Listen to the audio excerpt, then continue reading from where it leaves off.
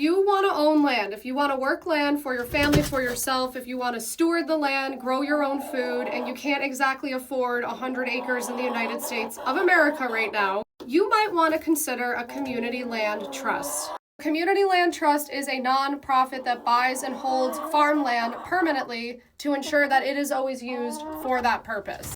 In essence, you, the future farmer, lease the land from this nonprofit to work it for however long your lease is, and you own all the structures and improvements that you make on the land, but you don't own the land itself. This lease can be passed on to your heirs if that is something you are concerned about. How it works is the nonprofit might buy the land, receive donations, or acquired tax foreclosed parcels, and it becomes a permanent part of their community portfolio. This is an article I wrote about this 2 weeks ago on my Substack. You would sign a 99-year renewable ground lease, effective permanently, with the trust, and you have all of the same rights that someone would if they owned the land outright, except you don't own the land. The buyer owns all improvements made to the land, including the home, etc. So if you ever decide that you want to sell the property, you are basically agreeing to a capped price by leasing it through this land trust. That is the catch. Since you're renting the land, it's a much more affordable pathway to ownership, but you're essentially capping how much money you could make on the property if you were to ever sell it in the future. Buying land in this way might not be for everyone, but it is absolutely, I think, a legitimate way